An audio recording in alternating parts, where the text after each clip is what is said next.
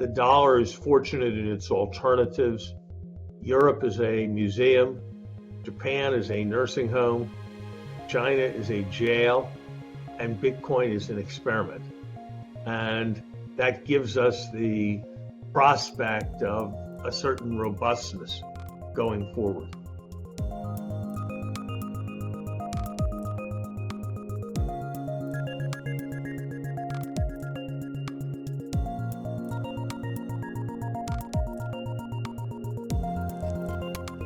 Good day, everyone. Welcome and thank you for joining today's edition of Teneo Insights. I'm Kevin Kajiwara with Teneo Political Risk Advisory in New York City.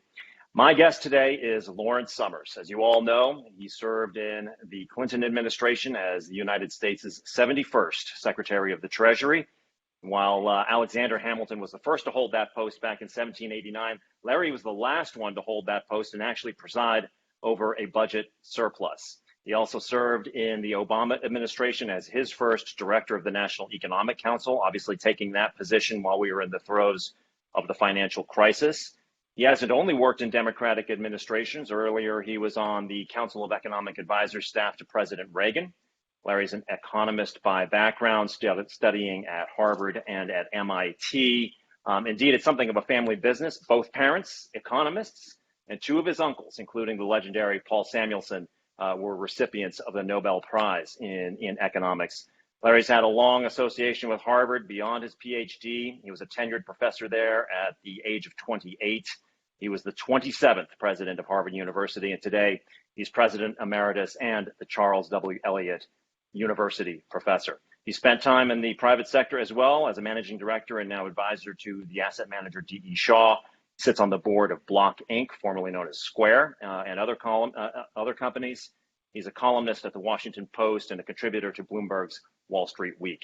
And he joins us today thanks to our mutual friend and my colleague, Betsy Cohen. So, Larry, thanks so much for joining us today. We've got a lot of interest in what you have to say. So let's get right into it. I want to cover a lot of ground. So I want to start today by setting the scene. Before discussing what we ought to be doing, let's establish where we are.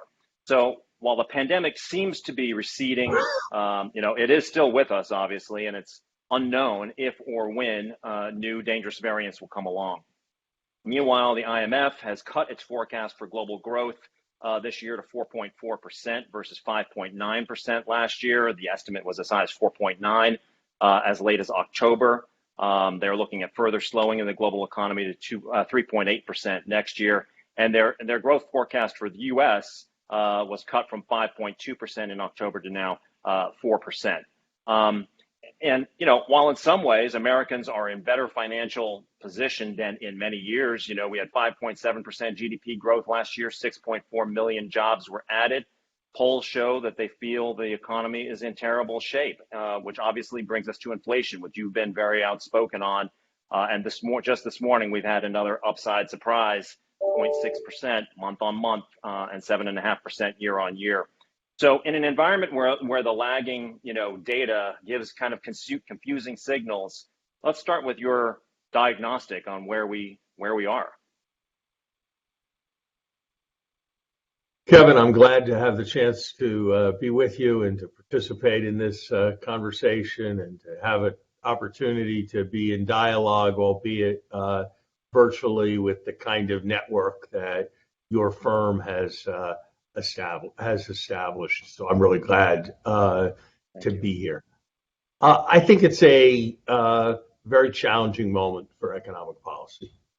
On the one hand, we've got to recognize that relative to what people thought 15 months ago, what people thought once we were in the pandemic, fundamentally, even though the health shock of the pandemic has been much worse than we would have guessed 6 months before, the economic damage has actually been smaller than was expected.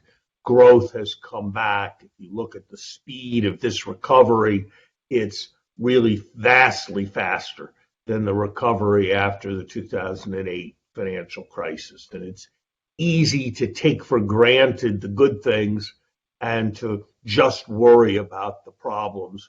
And that's a mistake in this case. That said, I think we have a difficult problem. It is a lot easier to stop the bathtub from overflowing than it is to start dealing when the bathtub is overflowing and the faucet is still on. And that is unfortunately where we are today. I don't think it's that surprising. I predicted a year ago that when we took an economy with a gap between its output and its potential of 30 or 40 billion dollars a month, and we put 150 or 200 billion dollars a month in, there was going to be some kind of overflow and inflation. But it looks to me now like inflation is running, depending on your measure. If you use the consumer price index, which is what people follow, it's running at about a 7% annual rate. If you look at the so-called personal consumption expenditures deflator, which is the one the Fed likes to use, it's running at 5.5%, 6%. I think there's a good case to be made that some of that is transitory. Used car prices have gone up by 40% in the last year. They're not going to go up by 40% again in the next year, so that's going to be a source of relief. On the other hand, every hospital I talk to says that all its people are burned out, so I guess medical care inflation is probably going to pick up. And the housing numbers have only grown by about 3.5% to 4% in the last year, even though anybody trying to buy a house or anybody trying to rent a new house has seen prices rise at double digits. So my guess is we're going to see some decline in inflation, but to nowhere near target. And so the question is going to be, are we going to try to land the plane? Are we going to try to keep flying around? Can we land the plane in a gradual way without any big bumps? And the historical experience is that most of the time when we try to land the plane, we tend to have pretty big bumps in the process. So I'm concerned about where we're going to be on inflation. And because I'm concerned about where we're going to be on inflation, and because I'm concerned about some of the stuff that been bid way up in financial markets, I'm concerned about the difficulty of achieving a soft landing over the next year or two. So let's unpack that just a little bit. So you mentioned, of course, that inflation, whether you use CPI or the personal consumption expenditures index, the numbers are a little bit different, but both are basically at 40-year highs. And as you mentioned, there's a lot of actors in here that are involved. And so, to what degree is what we're seeing a function of U.S. policy choices? On the one hand, you talked about, we were able to bounce back and prove much more resilient than, say, after the financial crisis. But there's also been these pandemic related externalities, supply chain disruptions, et cetera. And, to the extent that a lot of that is happening beyond the remit of either our monetary or fiscal policy authorities in other countries, in China, et cetera, the impact of less stimulus, as you say, should bring down inflation to some degree. But, how much do you look at the rest of what's going on out there as being, a block to that happening, essentially? Kevin, if a bathtub overflows, you can say, and you'll be right, that if you turn the faucets on less hard, it wouldn't have overflowed. And you could say that if the drain was less clogged up, it wouldn't have overflowed.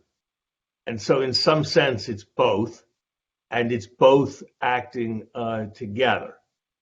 I guess my perspective is if you're in your bathtub and the drain is clogged, then you kind of got to figure that out and turn down the faucet, or you're going to have an overflow. And so that's kind of my perspective. It's not that all the supply stuff associated with the pandemic is irrelevant, but it's known and it's predicted and it's observed. And if you want to avoid an overflow, then you have to turn down the faucet. And that's why I think the fiscal policy was misguidedly large. And that's why until the last couple of months, I think monetary policy was misguided, and we're seeing the results of that. Now, you can argue, and it's the argument that was made for a time by the Biden administration, and it's an argument that was made by the Federal Reserve. And in fairness, it's an argument that probably more professional economists believed than believed what I was saying, that it's only going to be one-off. That, yeah, a bunch of prices are going to go up, but once they're up, they're going to stay stable at their new high level, or they're even going to come down. And so you sort of don't need to worry about the inflation. What goes up goes down, or at least flattens out. I think there's much more of a spiral element in inflation. That it's much more like a lot of people at a football game trying to see. And once some people start standing up, other people start standing up. Once some people start standing up on the bench, other people start standing up on the bench, and you just get a kind of negative leapfrogging dynamic going. And that's a hard thing to break once you get it going. And my fear is that that's the process we're evolving into, and that you don't break it without some pretty strong actions. You know, if you look at the last forecast of the Fed, and in fairness to the Fed, the consensus of professional forecasters isn't that different. They see inflation coming down well below 3, even as unemployment approaches 3.5%, and even as interest rates only go up by 1 percentage point, and the interest rate is still well below the inflation rate. Now, you know, that may play out, and I sure hope that it does, but my approach in life is to kind of plan for the worst and hope for the best, and I think it's got a rosy scenario element in it. So let's get to that in a second. But I want to go back to something you just said. Use the sort of the analogy of the everybody starting to stand up in the stadium, and you know there are some, particularly on the Democratic side, such as Senator Warren, who keep a lot of the blame for inflation on, let's call it, corporate greed. Right, which I know is always easier than cutting spending or raising taxes or taking policy initiatives. But that with this sort of supply-demand imbalance, corporations have had enormous pricing power, and they're exercising it. What's the evidence that you see on that front? I think the experience is that when corporate greed is used as a theory of inflation, there's usually going to be more inflation to come. I think there's a lot that we should be doing in this country around issues of concentration. I think antitrust enforcement, frankly, has been too lax on average over the last 20 years. I think there have been areas where we should do more. I think the government should use its purchasing power more to drive good prices in areas like pharmaceuticals, not price controls, but I think government could effectively use more leverage. I supported the broad ideas behind President Biden's competition policy initiative, although I didn't agree with every one of the recommendations. So I think it's fine to be for more competition, but I just don't think it's credible to suggest that an important part of why we're having inflation is corporate greed. Milton Friedman was wrong about lots of things, but sometimes he said things in good ways. And he said many years ago that monopoly is a theory of high prices. It's not a theory of rising prices. And so I think there are a lot of high prices that we ought to go after. I think we need more of an affordability agenda, but I don't think that we can usefully make that be a principal theory of inflation. And I think we need to recognize that it's not unreasonable when everybody wants to stay in your hotel that you raise the price of the hotel, raise the price of hotel rooms. Hotels in Super Bowl cities raise the price when the Super Bowl is because there's rising demand. That is not gouging or greed. That is the market system. And I think some of the rhetoric sometimes doesn't fully understand that. Yeah, it occurs to me that, correct me if I'm wrong, but back in the 2010s, with inflation languishing below the Fed's 2% target, margins were about where they are now. And back in the 1960s, with sharp inflation, corporate margins actually took a hit. You talked about. Sorry, did you want to comment on that? No, go ahead. No, I think. Yeah. Look, I think that's right. I think we need to. I think the impulse, the competition policy to strengthen our economy. I think that's the right impulse. But holding out greed as the theory of inflation and suggesting that somehow if we combat greed, we can then combat inflation is frankly the Argentinian way. And it hasn't worked over decades in Argentina, and I don't think it will work here. You were talking also about some of the structural issues behind inflation, things like greater concentration and how we ought to perhaps readdress our antitrust policies and so on.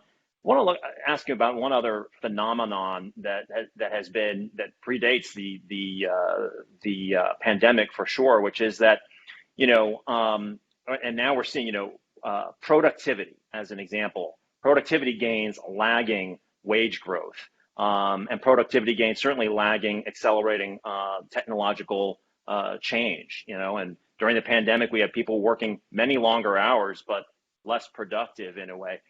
How concerning is this phenomenon now, and is it is this sort of a secular one, or is there something that can be done?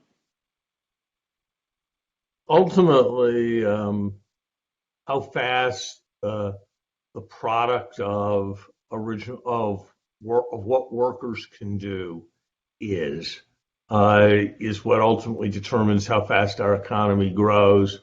It's what ultimately determines our prosperity. And trying to get productivity up always has to be at the top of an agenda for CEOs of companies and for presidents of countries. I think there are all kinds of measurement problems. There's now much more variety in what you can buy if you go to a Target than there was any store 30 years ago. I'm not sure that shows up.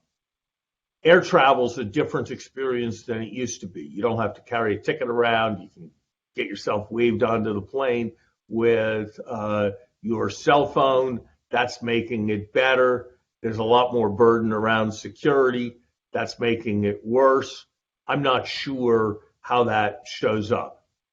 Speaking for myself, I'd much rather buy today's medical care at today's prices than buy 1980s medical care at 1980s prices. And that's some ways says that on a quality adjusted basis, healthcare inflation has been negative. That's not what we measure. And so we don't see the kind of productivity improvement that, for example, statins represent in preventing heart attacks. So I think there's a lot of difficulty in the measurement. But look, I think there's some things that we could do that would almost surely increase productivity in our country. Should we be investing more or less in fundamental research? If we were investing more, discoveries would be flowing faster, and that would be operating to increase the level of productivity. Should we have, my favorite example is of infrastructure is the fact, and this surely reduces the productivity of at least some people. It took, according to the schedule, an hour and 18 minutes to fly from Boston to Washington in 1980, when I first started making the trip on a regular basis. Today, that trip, according to the schedule, takes an hour and 45 minutes. Why is that? It's basically because of lagging infrastructure in terms of circling airports and in terms of the air traffic control system.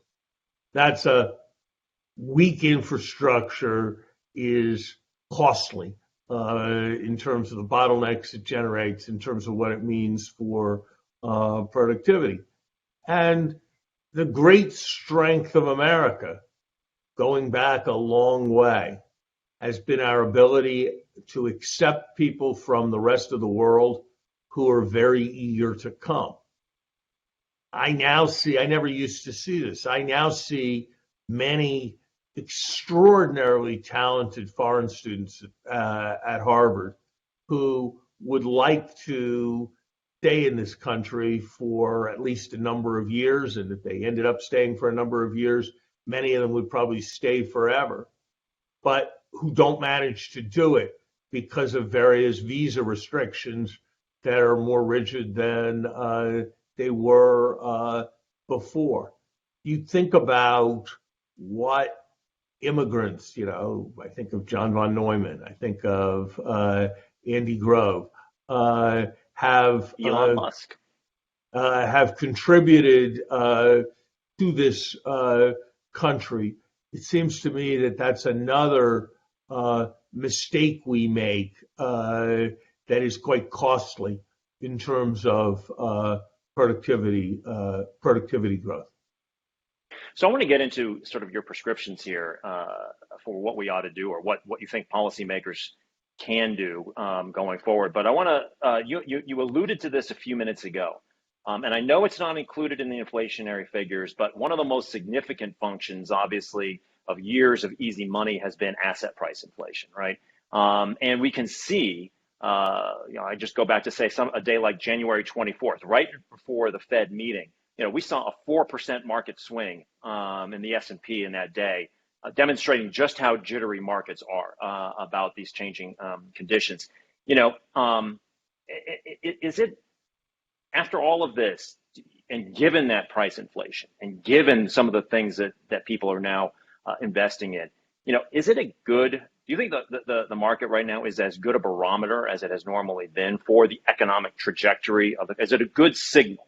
Or is it for any given company, but let alone the broader market, but is it distorted right now? There's an very old quip attributed to my uncle Paul Samuelson, who was asked a similar question in about the early 70s sometime. And he said, the stock market is a terrific indicator. It's predicted 9 of the last 4 recessions. I think that captures it rather well. A sensible person does not ignore the signals that markets are giving. And when markets move, there's very often a reason, and one has to think about and look at the indicators that come from markets. Many CEOs who continue investing heavily, even though the market is penalizing them for that investment, are making a real mistake for shareholders and are dissipating and wasting capital. I was very involved when I was in government with President Obama in the bailout of the automobile company. Well, they got a very bad break in terms of what happened in 2008 financial crisis, but General Motors in particular had poured hundreds of billions of dollars, probably actually $100 billion, into plant and equipment making cars that people didn't want to buy. And it was a huge and consequential error. It came in part because they ignored what the stock market was saying about those investments, and they condemned the myopia of the stock market and so forth. So I think one has to have a lot of respect for markets. At the same time, they're often wrong. They're driven by fear and greed, and there can be fear for a while, and then there can be greed for a while, and they go to excess, and it's a mistake to be completely driven by what they are saying. So do I think there's a signal in the fact that markets are jittery, that this is a moment of more uncertainty? If markets weren't more volatile than usual now, I would think there was something badly wrong with markets. Do I believe every bit of euphoria that has been built into markets in the last period? No, I don't. And, every investor has to make their own decision about where we are in a fear-greed kind of cycle. And it would appear that there are precious few car companies in the world today that are ignoring market signals about the rise of an electric vehicle.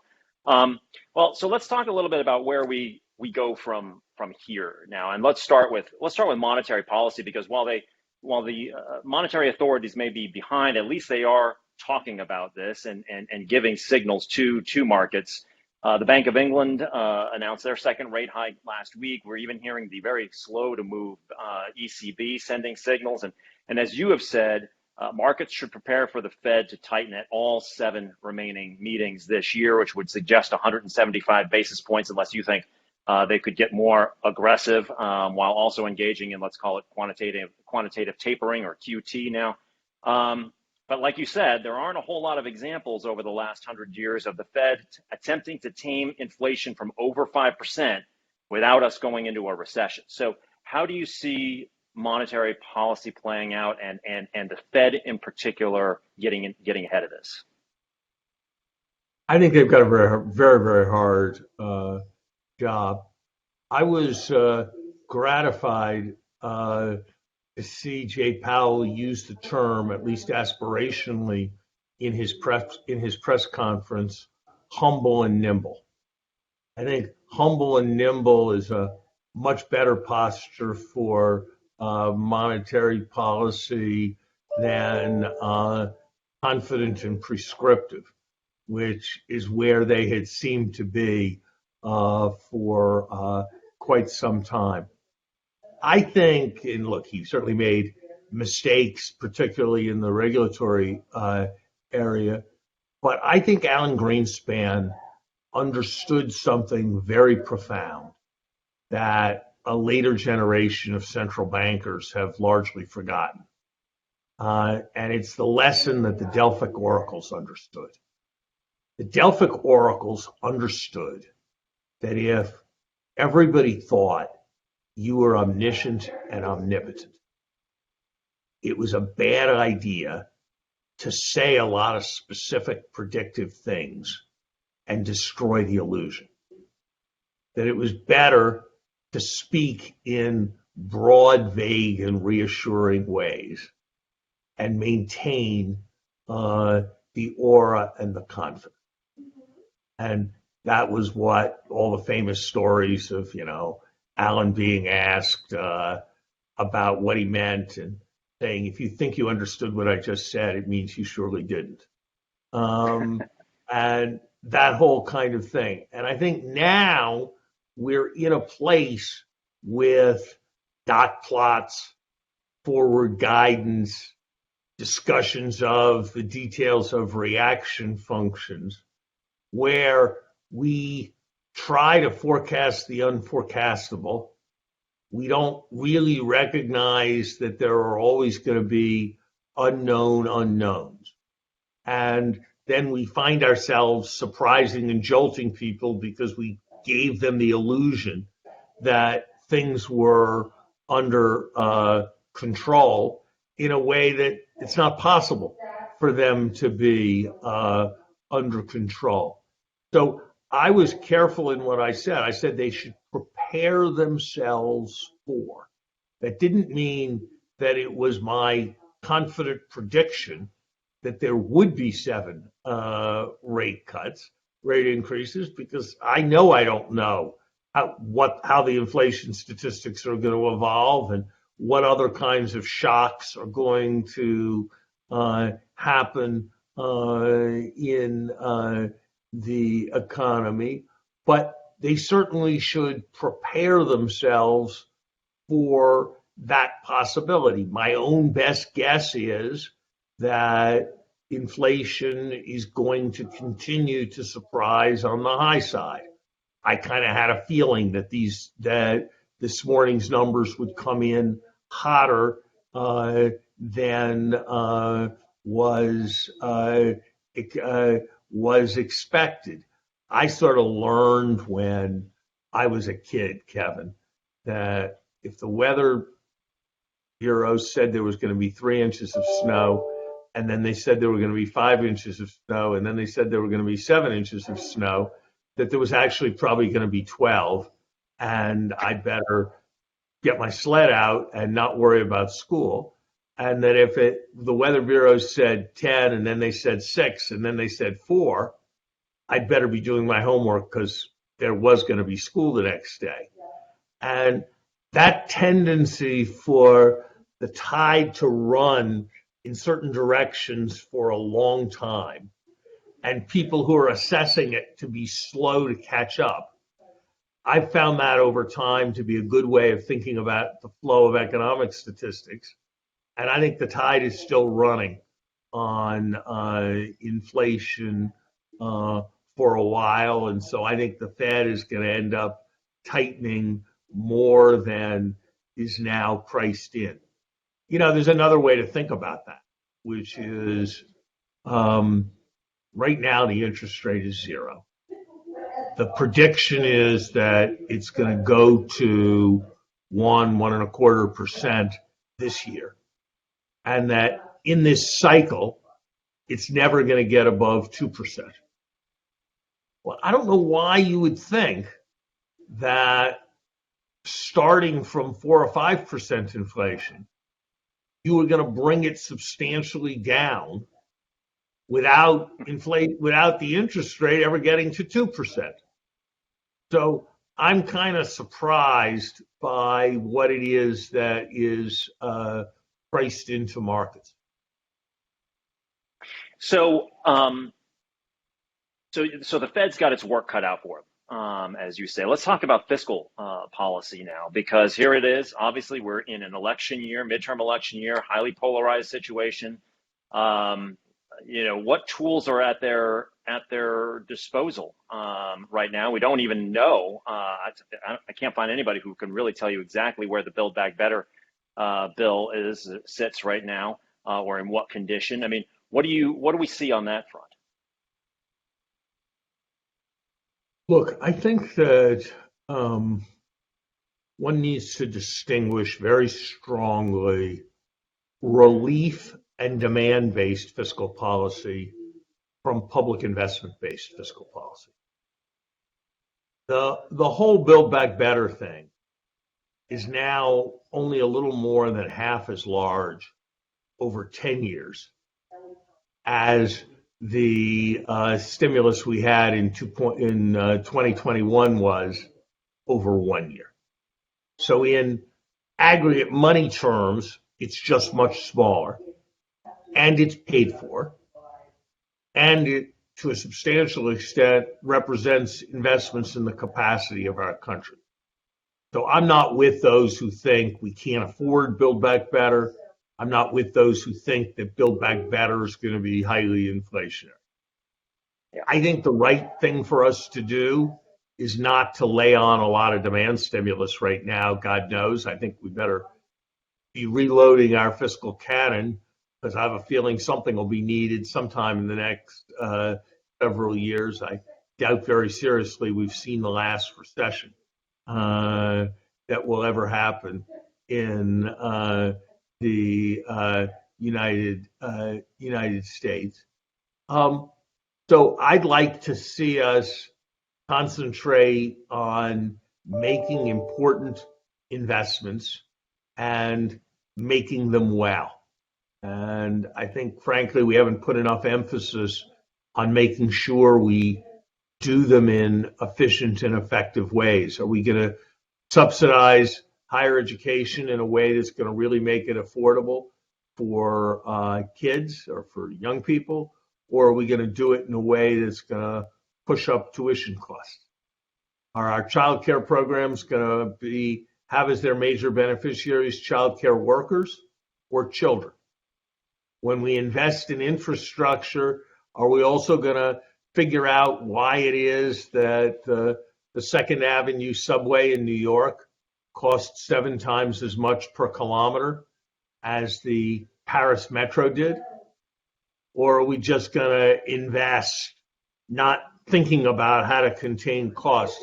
So I'd like to see us focus on public investment, but focus on the public investment process as well as focusing on the public investment quantities. And I think we've had a bit too much focus over the last year on the numerology of budgets and the process of reconciliation and filibuster and all that stuff, and not on the kind of core skills of managing it well. You know, yesterday at the Council on Foreign Relations, one of your successors who currently holds the National Economic Council directorship, Brian Deese, spoke, and he was questioned quite heavily by the audience on this sort of concept. He used a different term. I can't remember what it is, but effectively what we were talking about was industrial policy. And a lot of that obviously had to do with some of the recent announcements alongside the president with on the semiconductor front and the like. But really what we got to was, the rise of China and their industrial policy, and where even ostensibly private companies are extensions of the economic and foreign policy of the country, that we need to readdress this issue in a way. And one of the challenges, obviously, is because that requires long-term thinking, is how to be bipartisan about that. But what is your stance on kind of a national industrial policy and the balance between, that being government-driven versus, say, public-private partnership? I think we have to be very careful in this area. I think we need to recognize that a spectacular thing has happened, that there are a set of companies, Apple, Google, Microsoft, Facebook, Amazon. You can say what you will, and there's a lot that should be said about how they need to be regulated more. We need more satisfactory regulatory frameworks around the whole set of issues. I certainly believe that. But those institutions none of which were anything when I came to work for Bill Clinton in 1992. And today are major, huge institutions providing huge volumes of services to large numbers of people. I don't think any discussion of driving progress and maintaining national security shouldn't start by recognizing the importance of entrepreneurship, the importance of business, the importance of private initiative. And I think that is something that we need very much to remember. And I think we need to be very careful that we recognize also that diversified, decentralized, dispersed approaches are the ultimate long-run strategy. I'm old enough, barely, to remember the fears around Sputnik and the missile gap and a driven, planned society with a coordinated government policy that spurred us forward as we worried about Russia in the 1960s.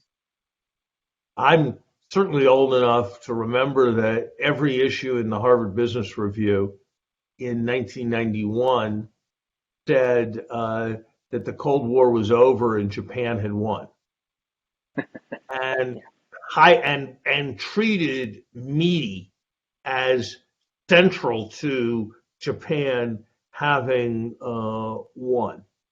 So I think we need to focus on an approach to industrial policy that is about enablement rather than about strategic direction and planning.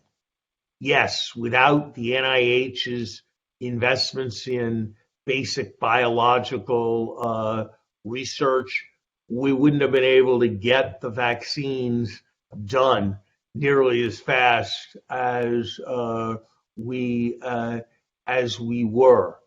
Yes, I'm certainly aware that the internet came out of the work of DARPA, and that was very, very important. But when I start seeing so much emphasis on how many jobs are we going to relocate, and having production be based in the United States, I think we need to weigh these things with very great care. Should we be investing in semiconductors? Is it a problem geopolitically that Taiwan accounts for whatever it accounts for, depending on how you measure, up to 2/3 of the top of the line chips? Yeah, I think that's a huge problem. But I guess the way I would summarize it, Kevin, is I think the best generals are reluctant warriors who hate war and know best how costly it is. And those are the kind of generals I think we should have. And I think the best carriers out of industrial policy are people who have a similar attitude, who know that there's things that the government has to do and are prepared to do them, but aren't looking to supplant private markets more than is necessary. And that's what I think one needs to be quite careful about calculating. And I'm a little bit worried that in this moment in our national mood, we're a bit enthusiastic and more enthusiastic about trying to do across the board industrial policy, then I would be entirely comfortable with. Interesting. Now, there's a number of follow-up questions I have for you there, but I am conscious of the time, and there are a couple of other areas I want to touch base on. So, at the risk of record scratching here for a second, you brought up Russia a moment ago, and obviously that's the predominant geopolitical issue of the moment. We're hearing about it every day, and the president keeps talking about, and with his allies, a robust sanctions package being put together. I wanted to ask you about, sanctions in general. I mean, in Obama's first term, the U.S. designated over, on average, 500 entities a year for sanctions, which sounds big, but that number was doubled under the Trump administration. And so we have this phenomenon where there's a lot of sanctions out there, and I guess, what's the evidence that it coerces the changes in behavior that we need? Number one. Number two, with so many sanctions, many of them overlapping, extremely confusing, et cetera, it seems like many countries as well, but companies in particular, they don't know exactly where the line is. So they stay so far away from the line, financial institutions and companies, that actually the impact of the sanctions is bigger than what the sanction literally says. And finally, what is the, Russia has built what they're calling Fortress Russia. Russia and Iran have shown how you can be resilient in the face of sanctions. How useful, are these things? Life is about choices, Kevin. And countries do things we really don't like and that are not in our interest. And there are broadly three kinds of strategies for responding to that. One is saying, please, please don't do that or we'll be unhappy. Another is sanctions, broadly defined. And another is the use of deadly force. And those three areas broadly are the three ways of responding. Well, anybody who is a decision maker knows that there's a tendency often towards the middle option. And sanctions in a broad sense are the middle option. So are there the problems you describe? They're hard to target perfectly. There are collateral consequences to their use.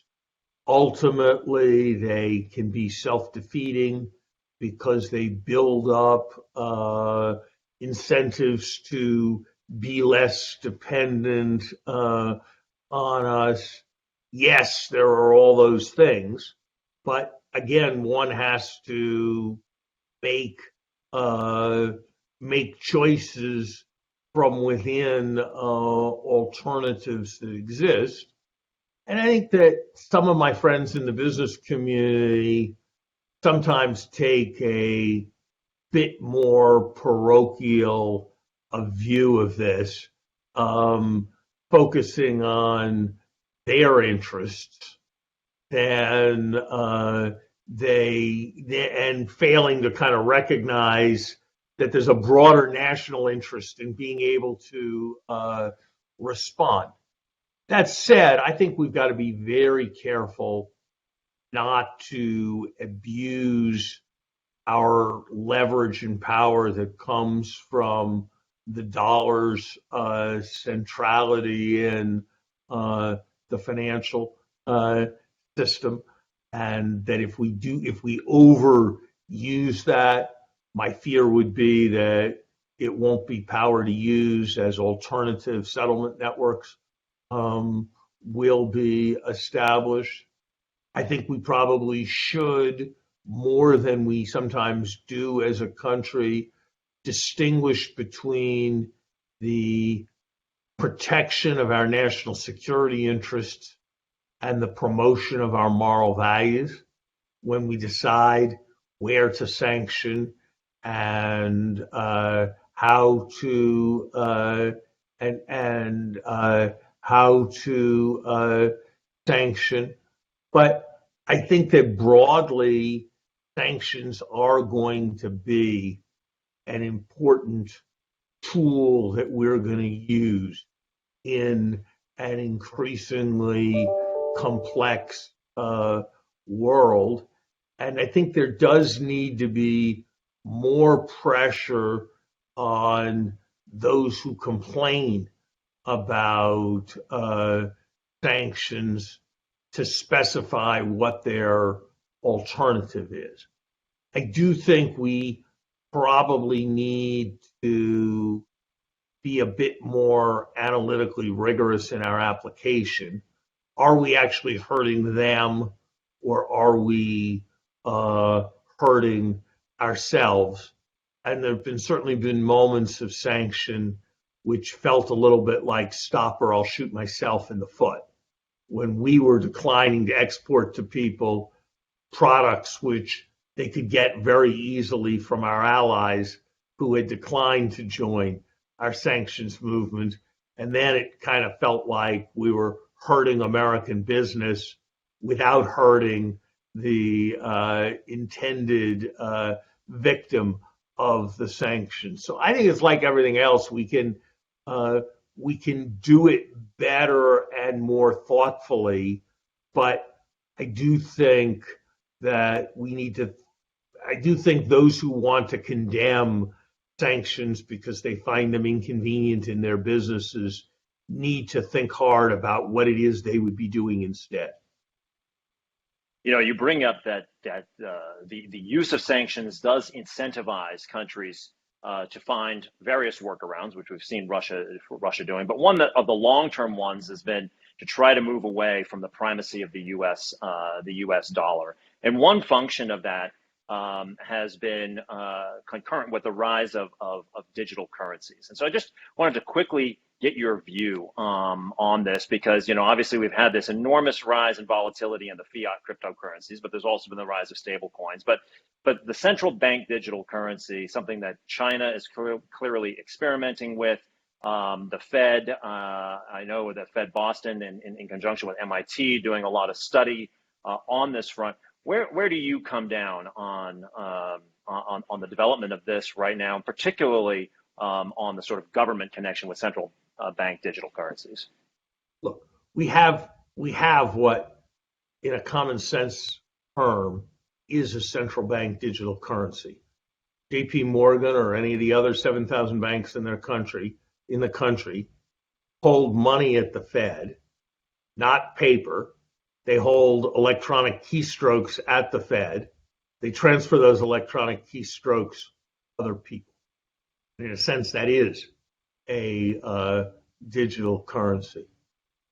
I don't share the concern that somehow the dollar is going to lose its primacy because China is going to have a digital currency.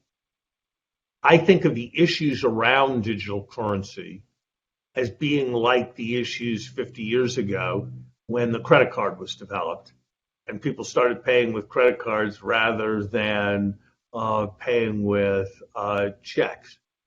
It is a hugely important issue about the design of commerce. But people could write a history of the American half century without spending much space on the fact that people used credit cards and debit cards rather than checks. It's a revolution in payments, but it's not a revolution in the fundamental functioning of the economy. And that's my view about central bank digital currencies. I think we need to be very careful not to disintermediate having a private basic financial system. In the same way that at some stage 100 years ago, the Fed took on a function in handling the clearing of checks, that's got to be greatly modernized. And there's a debate to be had about how exactly that utility function should be should be modernized. What should the role of blockchain technology be? How should that interact? But I would be surprised if any idea in which most Americans had accounts at the Fed was a good one. And I would be surprised if ultimately this was of great geopolitical significance. But look, I certainly didn't see crypto 5 years ago being what it is today. And, the phrase I used earlier, borrowing from Chairman Powell about humble and nimble, feels right. And so if I were at the Fed, I would want the Fed to be on top of every development, understanding what was happening in the other major central banks.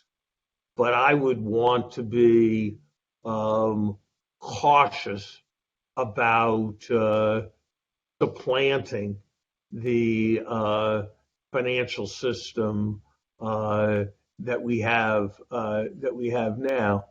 And I might just say we could screw it up by abusing sanctions in ways that caused people to set up alternatives to SWIFT. We could make real mistakes. But I think it's important to remember, as the quip has it, that the dollar is fortunate in its alternatives. Europe is a museum. Japan is a nursing home. China is a jail. And Bitcoin is an experiment. And that gives us the prospect of a certain robustness going forward. Well, with that, I promised you we would end at the top of the hour. There was so much more we could unpack. We didn't even address a slowing China, but hopefully one of these days we'll have you back on. I know your comments are highly valued by our audience. It's been a fascinating discussion, and thank you for covering as much territory as you did, Larry. So I want to thank you for getting up early this morning and joining us, and thank our audience for joining as well. We will be back in 2 weeks' time with the next edition of Teneo Insights. Until then, I'm Kevin Kajiwara in New York, and thank you very much to Larry Summers.